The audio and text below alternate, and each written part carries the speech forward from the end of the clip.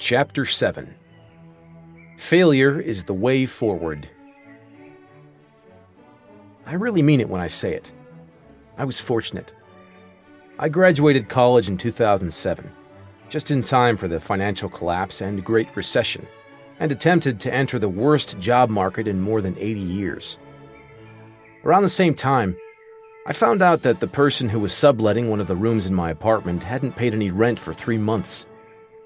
When confronted about this, she cried and then disappeared, leaving my other roommate and me to cover everything. Goodbye savings. I spent the next 6 months living on a friend's couch, stringing together odd jobs and trying to stay in as little debt as possible while looking for a real job. I say I was fortunate because I entered the adult world already a failure. I started out at rock bottom. That's basically everybody's biggest fear later on in life, when confronted with starting a new business or changing careers or quitting an awful job. And I got to experience it right out of the gates. Things could only get better. So yeah, lucky. When you're sleeping on a smelly futon and have to count coins to figure out whether you can afford McDonald's this week, and you've sent out 20 resumes without hearing a single word back, then starting a blog and a stupid internet business doesn't sound like such a scary idea. If every project I started failed, if every post I wrote went unread, I'd only be back exactly where I started. So why not try? Failure itself is a relative concept. If my metric had been to become an anarcho-communist revolutionary, then my complete failure to make any money between 2007 and 2008 would have been a raving success. But if, like most people, my metric had been to simply find a first serious job that could pay some bills right out of school, I was a dismal failure. I grew up in a wealthy family. Money was never a problem. On the contrary, I grew up in a wealthy family where money was more often used to avoid problems than solve them. I was again fortunate because this taught me at an early age that making money by itself was a lousy metric for myself. You could make plenty of money and be miserable, just as you could be broke and be pretty happy. Therefore, why use money as a means to measure my self-worth? Instead, my value was something else. It was freedom, autonomy. The idea of being an entrepreneur had always appealed to me because I hated being told what to do and preferred to do things my way. The idea of working on the internet appealed to me because I could do it from anywhere and work whenever I wanted. I asked myself a simple question. Would I rather make decent money and work a job I hated? Or play at internet entrepreneur and be broke for a while? The answer was immediate and clear for me. The latter. I then asked myself, if I try this thing and fail in a few years and have to go get a job anyway, will I have really lost anything? The answer was no. Instead of a broke and unemployed 22-year-old with no experience, I'd be a broke and unemployed 25-year-old with no experience. Who cares? With this value, to not pursue my own projects became the failure, not a lack of money, not sleeping on friends' and family's couches, which I continued to do for most of the next 2 years, and not an empty resume. The failure/success paradox. When Pablo Picasso was an old man, he was sitting in a cafe in Spain, doodling on a used napkin. He was nonchalant about the whole thing, drawing whatever amused him in that moment, kind of the same way teenage boys draw penises on bathroom stalls. Except this was Picasso, so his bathroom stall penises were more like cubist/impressionist awesomeness laced on top of faint coffee stains. Anyway, some woman sitting near him was looking on in awe. After a few moments, Picasso finished his coffee and crumpled up the napkin to throw away as he left. The woman stopped him. "Wait," she said. "Can I have that napkin you were just drawing on? I'll pay you for it." "Sure," Picasso replied. $20,000. The woman's head jolted back as if he had just flung a brick at her. "What? It took you like 2 minutes to draw that." "No, ma'am," Picasso said. "It took me over 60 years to draw this."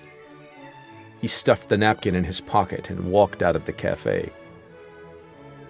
Improvement at anything is based on thousands of tiny failures, and the magnitude of your success is based on how many times you failed at something. If someone is better than you at something, then it's likely because she has failed at it more than you have. If someone is worse than you, it's likely because he hasn't been through all of the painful learning experiences you have. If you think about a young child trying to learn to walk, that child will fall down and hurt itself hundreds of times. But at no point does that child ever stop and think, "Oh, I guess walking just isn't for me. I'm not good at it." Avoiding failure is something we learn at some later point in life.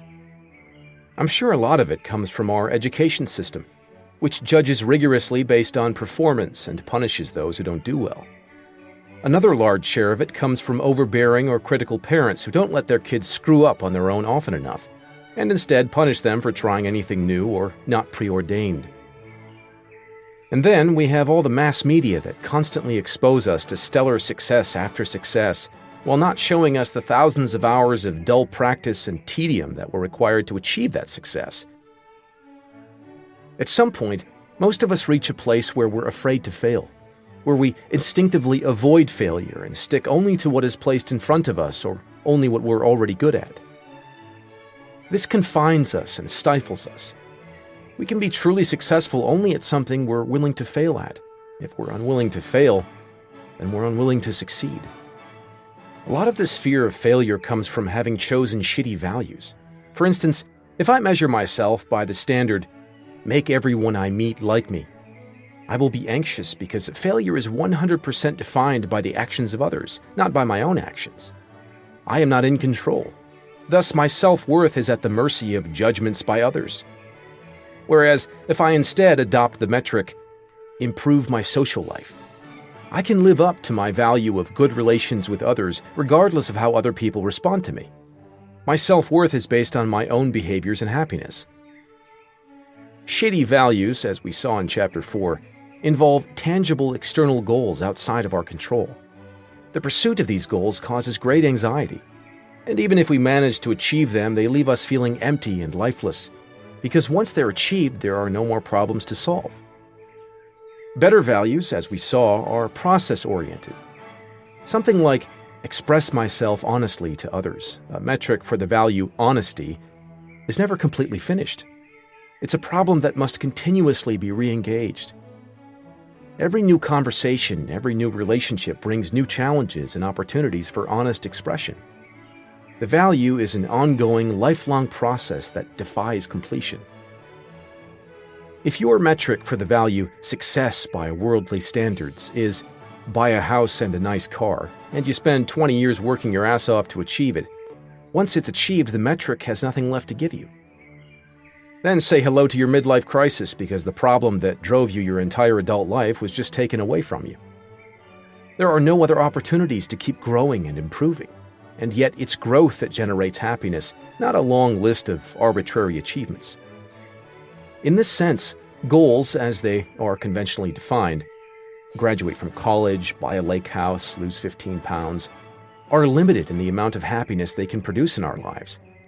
They may be helpful when pursuing quick, short-term benefits, but as guides for the overall trajectory of our life, they suck. Picasso remained prolific his entire life. He lived into his 90s and continued to produce art up until his final years. Had his metric been become famous or make a buttload of money in the art world or paint 1,000 pictures, he would have stagnated at some point along the way. He would have been overcome by anxiety or self-doubt. He likely wouldn't have improved and innovated his craft in the ways he did decade after decade. The reason for Picasso's success is exactly the same reason why, as an old man, he was happy to scribble drawings on a napkin alone in a cafe. His underlying value was simple and humble, and it was endless. It was the value honest expression. And this is what made that napkin so valuable.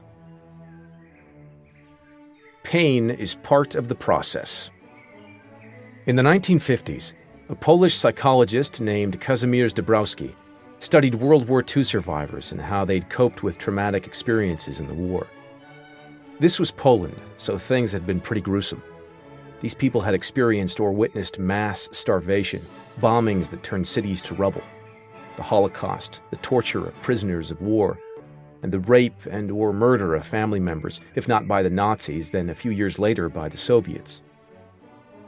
As Dabrowski studied the survivors, he noticed something both surprising and amazing. A sizable percentage of them believed that the wartime experiences they'd suffered, although painful and indeed traumatic, had actually caused them to become better, more responsible, and yes, even happier people.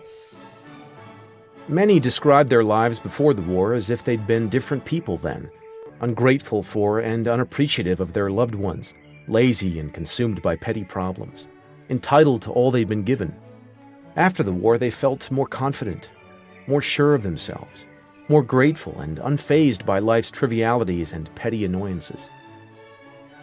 Obviously, their experiences had been horrific, and these survivors weren't happy about having had to experience them. Many of them still suffered from the emotional scars the lashings of war had left on them. But some of them had managed to leverage those scars to transform themselves in positive and powerful ways. And they aren't alone in that reversal.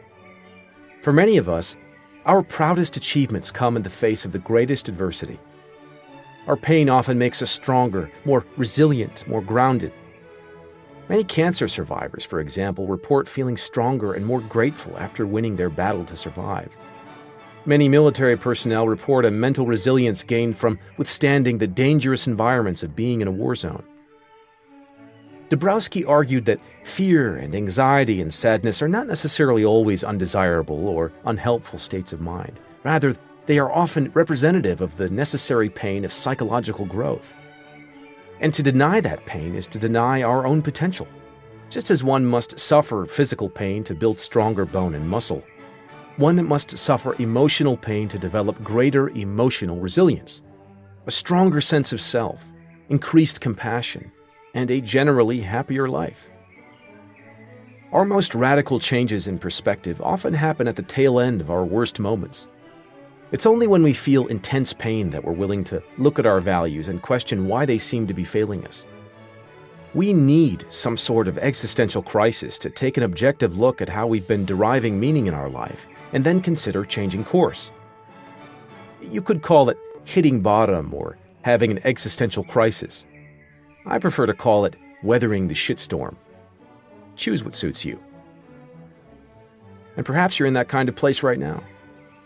Perhaps you're coming out of the most significant challenge of your life and are bewildered because everything you previously thought to be true and normal and good has turned out to be the opposite. That's good. That's the beginning. I can't stress this enough, but pain is part of the process. It's important to feel it. Because if you just chase after highs to cover up the pain, if you continue to indulge in entitlement and delusional positive thinking, if you continue to overindulge in various substances or activities, then you'll never generate the requisite motivation to actually change. When I was young, anytime my family got a new VCR or stereo, I would press every button, plug and unplug every cord and cable, just to see what everything did. With time, I learned how the whole system worked. And because I knew how it all worked, I was often the only person in the house who used the stuff. As is the case for many millennial children, my parents looked on as if I were some sort of prodigy. To them, the fact that I could program the VCR without looking at the instruction manual made me the second coming of Tesla. It's easy to look back at my parents' generation and chuckle at their technophobia. But the further I get into adulthood, the more I realize that we all have areas of our lives where we're like my parents with the new VCR. We sit and stare and shake our heads and say, "But how?" When really, it's as simple as just doing it. I get emails from people asking questions like this all the time, and for many years I never knew what to say to them. There's the girl whose parents are immigrants and saved for their whole lives to put her through med school. But now she's in med school and she hates it. She doesn't want to spend her life as a doctor, so she wants to drop out more than anything. Yet she feels stuck.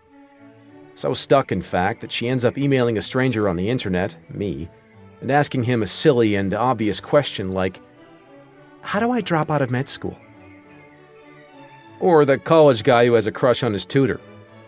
So he agonizes over every sign, every laugh, every smile, every diversion into small talk, and emails me a 28-page novella that concludes with the question, how do I ask her out? Or the single mother whose now adult kids have finished school and are loafing around on her couch, eating her food, spending her money, not respecting her space or her desire for privacy. She wants them to move on with their lives. She wants to move on with her life. Yet she's scared to death of pushing her children away, scared to the point of asking, how do I ask them to move out? These are VCR questions. From the outside, the answer is simple, just shut up and do it. But from the inside, from the perspective of each of these people, these questions feel impossibly complex and opaque.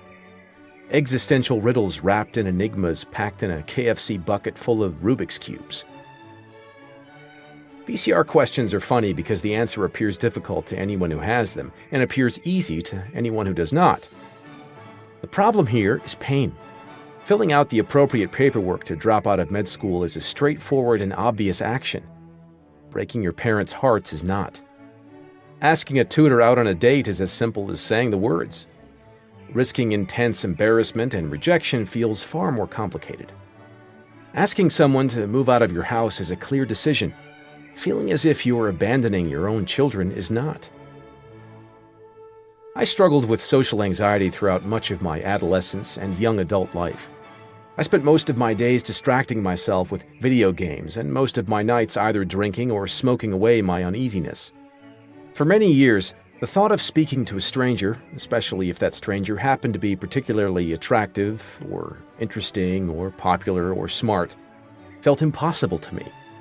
I walked around in a daze for years asking myself dumb VCR questions. How? How do you just walk up and talk to a person? How can somebody do that? I had all sorts of screwed up beliefs about this, like that you weren't allowed to speak to someone unless you had some practical reason to, or that women would think I was a creepy rapist if I so much as said, hello. The problem was that my emotions defined my reality. Because it felt like people didn't want to talk to me, I came to believe that people didn't want to talk to me. And thus, my VCR question, how do you just walk up and talk to a person? Because I failed to separate what I felt from what was, I was incapable of stepping outside myself and seeing the world for what it was, a simple place where two people can walk up to each other at any time and speak. Many people, when they feel some form of pain or anger or sadness, drop everything and attend to numbing out whatever they're feeling.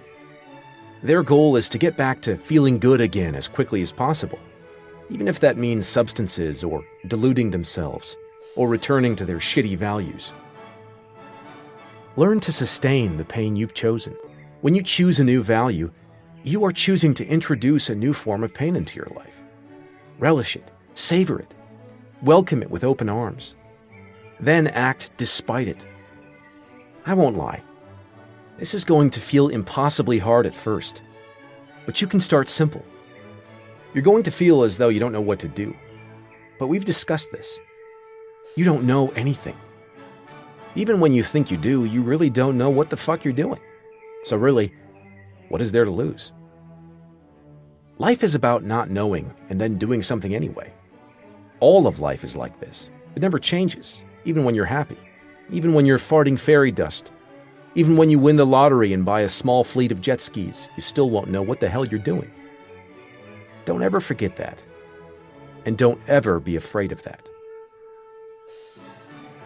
The do something principle.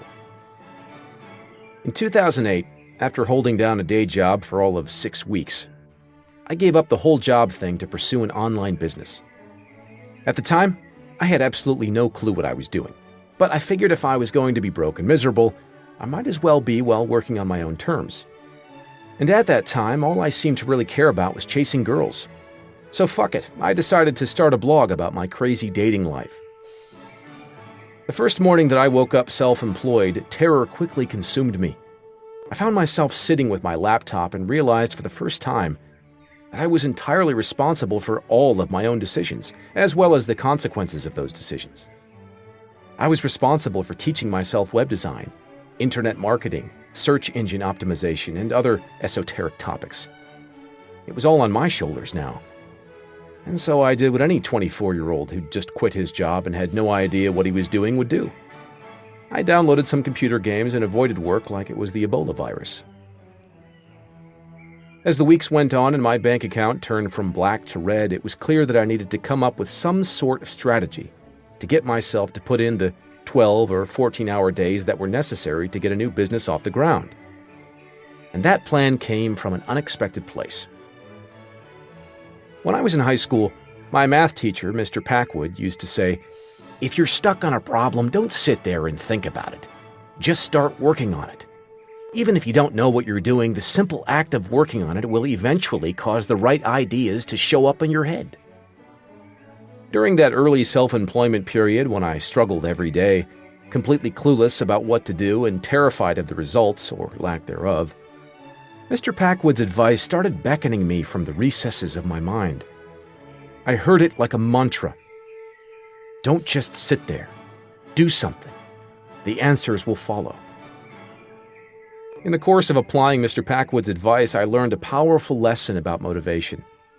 It took about 8 years for this lesson to sink in, but what I discovered over those long, grueling months of bombed product launches, laughable advice columns, uncomfortable nights on friends' couches, overdrawn bank accounts, and hundreds of thousands of words written, most of them unread, was perhaps the most important thing I've ever learned in my life. Action isn't just the effect of motivation. It's also the cause of it. Most of us commit to action only if we feel a certain level of motivation. And we feel motivation only when we feel enough emotional inspiration. We assume that these steps occur in a sort of chain reaction like this: emotional inspiration, motivation, desirable action. If you want to accomplish something but don't feel motivated or inspired, then you assume you're just screwed. There's nothing you can do about it. It's not until a major emotional life event occurs that you can generate enough motivation to actually get off the couch and do something. The thing about motivation is that it's not only a 3-part chain, but an endless loop. Inspiration, motivation, action. Inspiration, motivation, action, etc. Your actions create further emotional reactions and inspirations, and move on to motivate your future actions. Taking advantage of this knowledge, we can actually reorient our mindset in the following way: action, inspiration, motivation. If you lack the motivation to make an important change in your life, do something, anything really, and then harness the reaction to that action as a way to begin motivating yourself. I call this the do something principle. After using it myself to build my business, I began teaching it to readers who came to me perplexed by their own VCR questions.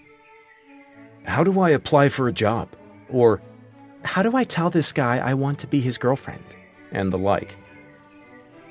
During the first couple of years I worked for myself, entire weeks would go by without my accomplishing much, for no other reason than that I was anxious and stressed about what I had to do, and it was too easy to put everything off. I quickly learned, though, that forcing myself to do something, even the most menial of tasks, quickly made the larger tasks seem much easier. If I had to redesign an entire website, I'd force myself to sit down and would say, "Okay, I'll just design the header right now." But after the header was done, I'd find myself moving on to other parts of the site. And before I knew it, I'd be energized and engaged in the project. The author Tim Ferriss relates a story he once heard about a novelist who had written over 70 novels. Someone asked the novelist how he was able to write so consistently and remain inspired and motivated. He replied, 200 crappy words per day. That's it. The idea was that if he forced himself to write 200 crappy words, more often than not, the act of writing would inspire him, and before he knew it, he'd have thousands of words down on the page. If we follow the do something principle, failure feels unimportant. When the standard of success becomes merely acting, when any result is regarded as progress and important, when inspiration is seen as a reward rather than a prerequisite, we propel ourselves ahead. We feel free to fail, and that failure moves us forward.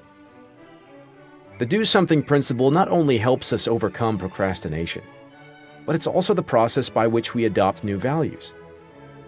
If you're in the midst of an existential shitstorm and everything feels meaningless, if all the ways you used to measure yourself have come up short and you have no idea what's next, if you know that you've been hurting yourself chasing false dreams, or if you know that there's some better metric you should be measuring yourself with but you don't know how, the answer is the same.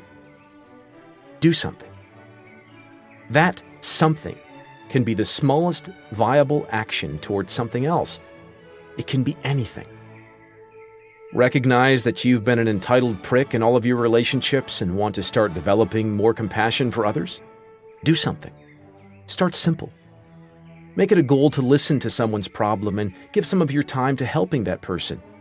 Just do it once. Or promise yourself that you will assume that you are the root of your problems next time you get upset.